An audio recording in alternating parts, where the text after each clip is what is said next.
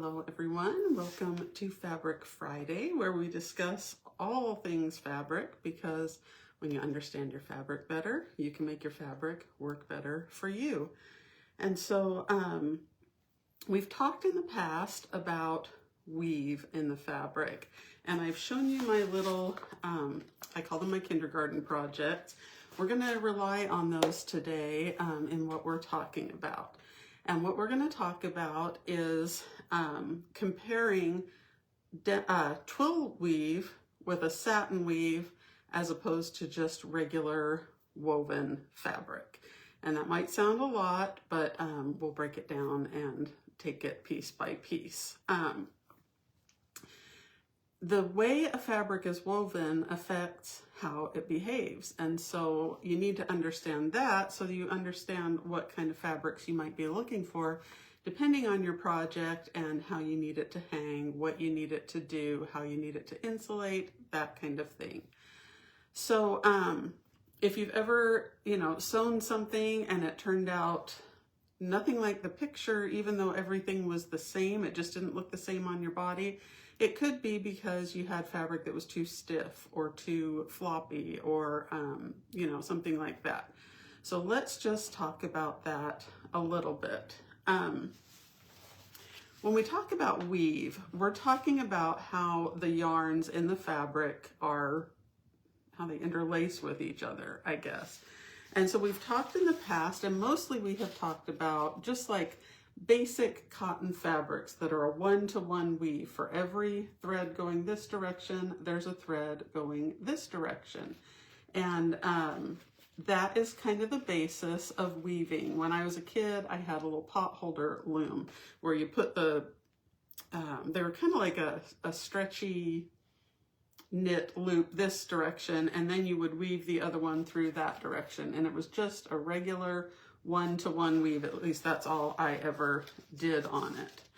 So when we talk about weave, anyway, we're talking about those threads and how they interact with each other, going up, either up and down or across on the fabric. You'll remember that the yarns that go up and down, or the length of the fabric, are the warp yarns, and the ones that go back and forth across the fabric from selvage to selvage are the weft yarns. So keep that in mind as we're talking today. But depending on what type of yarns are in each direction and how they're woven can affect, again, how your fabric performs. Not only how it hangs on your body, but its durability, its texture, how it feels, how shiny it is, that kind of thing as well. So if you think about, like with your hair, if you braid your hair, you get one texture. If you comb it out straight or just do a straight ponytail, nothing straight on my hair, I know, but you get a different feel. And a messy bun, everything feels a little bit different. So it's the same thing with yarns. Depending on how we weave them and what we do with them, that is going to affect our fabric. So we have our plain weave, our basic over-under structure, kind of like a checkerboard. You just think of each one of these as a thread. So now this red would be the warp thread going the length of the fabric, and the blue would be the weft going back and forth on the fabric. It's just 1 over 1. So for every thread going this direction, there is a thread going in the opposite direction.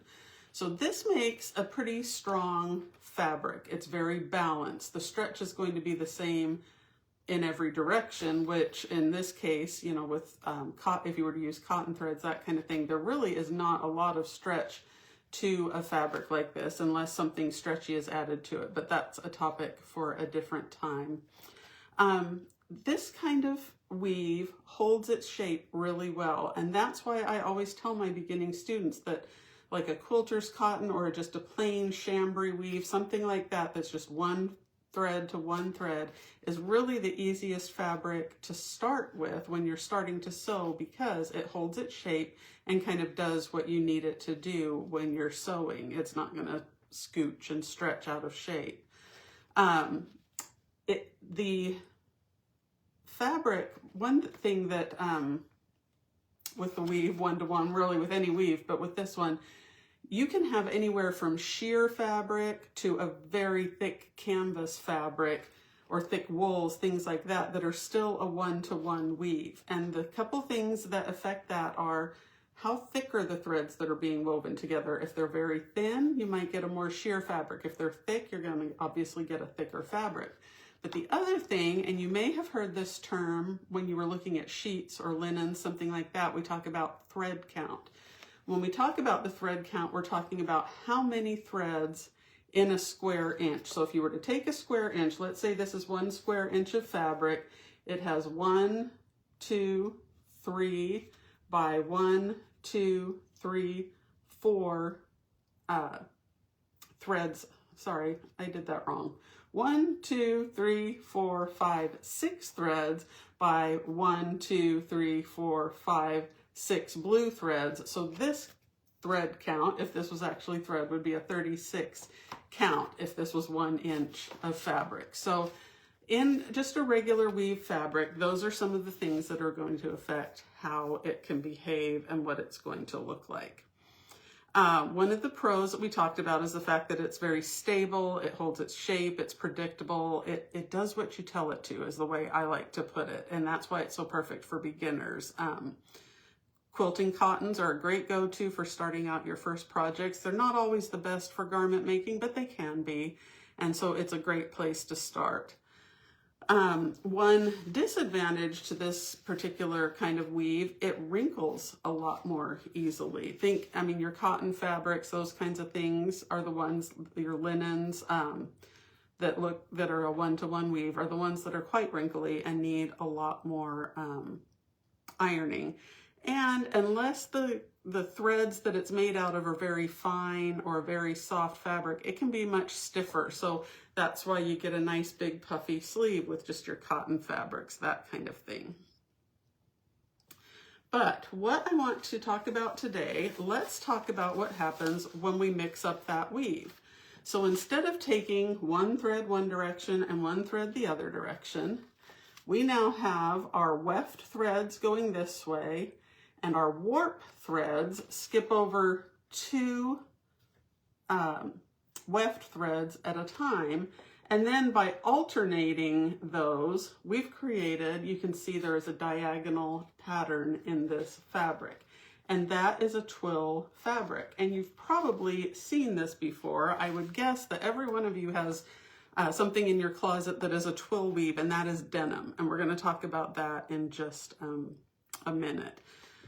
The twill, like I said, the yarns go over 2, it could be more than 2 threads actually. I've done this one as a 1 this direction, then it goes over 2 in this direction. It could actually maybe go over 3 threads. It depends on the denim and the designer of the fabric. But that's what you're getting when you have your denim. You're jumping that warp yarn over 2 or more weft yarns. Because you've done that, now there are fewer points at which your threads interlace, right? Because we're jumping over instead of interlacing at every corner. And so because there are fewer points where those yarns interlace, you get a drapier fabric. And so the reason I said you probably all have the denim in your closet, in your jeans. A true denim fabric is a twill weave. Now, you look at how stiff a pair of jeans are. I mean, they don't really drape. They're kind of stiff. That's because they're made out of heavy, thick yarns for durability. But imagine then, if this was a one-to-one weave, you would have a very stiff canvas fabric that would not be comfortable to wear, that would not be very stylish, and would not work well on the body. So by altering that weave to a twill weave, let's see, do I have this the same direction I had it? I think I had it with, nope, that's right, okay. So by altering it to a twill weave, now you have a little more drape to that same stiff, thick yarns, and that makes much better jeans, makes things much easier to sew with, easier to wear. And so that is why denim is a twill weave.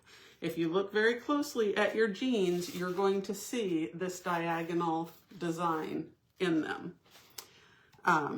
Another example, your gabardines, which are usually have some polyester in them. Gabardines are used for suiting and things like that. Again, they're kind of a stiffer, thicker thread, but they're woven in a twill weave to get them a little bit of drape for things like jackets and dress pants and things like that. So gabardine, chino. If you see pants that are called chinos and you're like, well, those are just jeans that aren't blue, you're right. A true chino will be woven in a twill weave, just like your denim. It might be a softer cotton than your thick denim threads. It may have some polyester in it, you know, that kind of thing. And so that's why they tend to call them chinos instead of jeans, but basically they're made from the same weave of fabric. And then the last one you may have seen before is a herringbone weave, which is the same thing. You know, I've staggered each of these, offset them by 1 to create that diagonal. So if I were to go back in the other direction, you start to get these V's or a herringbone. And so especially in men's sport coats, a herringbone weave is very popular. Gives some drape, some softness to the coat, creates some texture for the fabric, but it's not as stiff as just the woven wool fabric might be for that particular jacket. So again, by decreasing the amount of places where those threads are interlacing and floating the warp threads over top of the weft threads, you're getting more drape and a softer fabric. You are also getting a more durable fabric, and it's less likely to wrinkle. So if you imagine your jeans wrinkle, but the wrinkles come out pretty fast, they don't often need to be ironed, and that is because that particular weave just helps the fabric stay less wrinkled, I guess is the term I'm looking for. And of course they have that distinct diagonal pattern or herringbone pattern that we were talking about. So your twill weaves are perfect for pants, for jackets, anything that really needs to take a lot of wear but still be soft and shaped and feel good and fit well on the body. One drawback to twills is that they fray more than your standard 1-to-1 weave. If you were to cut out just some cotton woven fabric, it doesn't fray a lot. It does fray, but it doesn't fray. And I'm going to show you in just a minute what I mean by really fraying fabric. So they will fray a little bit more. So if you are working with those fabrics, you probably want to put some kind of seam finish on the edge of them. This piece, so in talking about denim, and I wanted to point out a few of the differences. This was a pair of jeans. It looks like denim fabric. Looks very similar to this one. But if I hold up the jeans here, I don't know if you can tell on camera that there's the diagonal weave, but I think you know what I'm talking about with the diagonal weave. This fabric does not have that diagonal weave to it. So a lot of the jeans that you buy that are called jeans are really made out of more of a chambray type fabric. So just something to think about when you're buying jeans. If you need them to be more durable, look for those telltale diagonal twill weave in your jeans, and that will make them a little bit more durable, a little less likely to wrinkle. If you're wanting something more for fashion, something much softer, then the twill is not as necessary. But we talked about the fact that you can have things that have that diagonal weave to them. I wish there was some way to really make this show up on camera. These were from some other fabrics, kind of a gabardine type fabric. And if you could see, which I wish I could show you better on camera, they do have the diagonal twill weave, even though they're not denim. One thing I forgot to mention, when it comes to denims and your jeans, another characteristic of your jeans denims, not of twill, but of your jeans denims, is that the threads going in the warp direction, these lengthwise warp threads are going to be blue, and the ones going in the weft or cross direction are white, and that's kind of what gives your jeans that that softer blue color. I guess I shouldn't say that always, but most jeans today that you're going to buy will have the white going in the cross direction to give them a softer color. Now you can get jeans that are completely dyed almost indigo blue, but Most of your jeans today will be blue in one direction and white in another direction. All right, I want to move on to the last fabric that we're going to talk about today. Excuse me, when I'm doing all this talking, I get very thirsty. The last fabric that I want to talk about is satin, a true satin fabric. Satin is very similar to the twill in that these warp threads are floated over top of several weft threads when they're woven. So they'll come out, maybe go over 5 or 6 weft threads before they go back under 1 and then back over 5. By floating them, you get these longer, smoother areas, and that is what creates your satin, shiny satin fabric. Now satins, if you look on the back, because we have the threads going over quite a few on the front, then just under 1, quite a few threads over top, and then just under 1 on the back, you have a much more dull finish to your fabric. This is where you're seeing that those threads just come under 1 and go back to the other side and float. And so that gives satin its nice, shiny appearance. Satin is also not made from natural fibers. So it would be made from a polyester or a nylon, something like that, where when you create the fibers, they're very long and they can be very nice and sleek and shiny. So if you take that exact same weave and you put cotton into the weave or linen into the weave, but usually it's cotton, you get what is called sateen fabric. Exact same weave, but the shorter, fuzzier fibers of the cotton give it just a little bit more of a dull finish, but still kind of lustrous compared to just a cotton with a regular weave. So that's the difference between satin and sateen. So you get that very nice sheen on the front and the dull on the back. It is very smooth and soft. The hand of it is very slick and sleek, which is very nice, you know, especially for formal fabrics. However, because those warp yarns are floating over so many of the weft yarns, that leaves a bigger place for things to get underneath there and snag the fabric. So you have to be very careful with satin to not catch it on things and snag the fabric. But it is very good for durability because of the type of weave that it is. So it's similar to the twill in that those warp yarns go over quite a few weft yarns. However, it does not go in that twill pattern being offset by 1. So there's no diagonal pattern to the front of your satin fabric. One of the pros to your satin, of course, is that it's perfect for formal wear. This shine just gives it a fancy feel, gives a very soft and luxurious feel. So it's perfect for formal wear. It's perfect for linings inside jackets because your clothes can slide along it very nicely because of that smooth texture, and it makes a great lining. Anything that you want to look very rich and fancy. The cons to it. I talked about the fraying. When you float those warp threads over quite a few weft threads, you start to get a lot of fraying because they're not interlocked at as many points as with a regular weave. And so this fraying can drive you absolutely crazy when you're sewing on satin. So my recommendation is the minute you cut out the piece of satin, go right to your machine, either your serger or your sewing machine, and finish that edge so that it's not going to fray on you the whole time you're sewing. Because if you get to a point where you have to pick out seams and mess with the seams, it's just going to fray more on you, and pretty soon you have no fabric left to sew on. So that's a little tip for working with satin. The other con to working with satin is its slippery nature.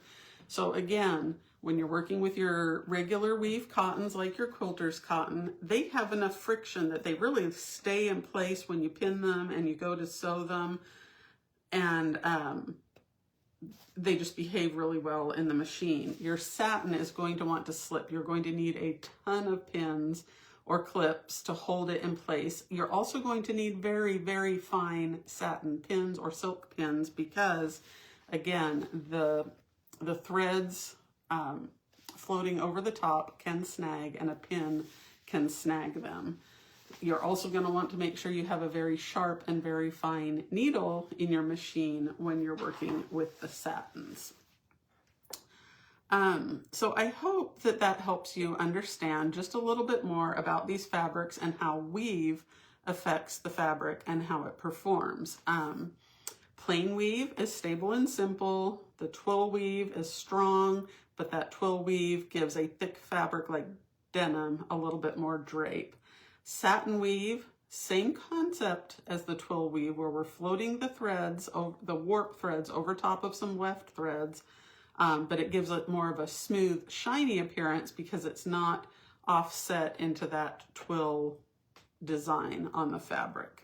So same basic ingredients usually, but totally different outcome.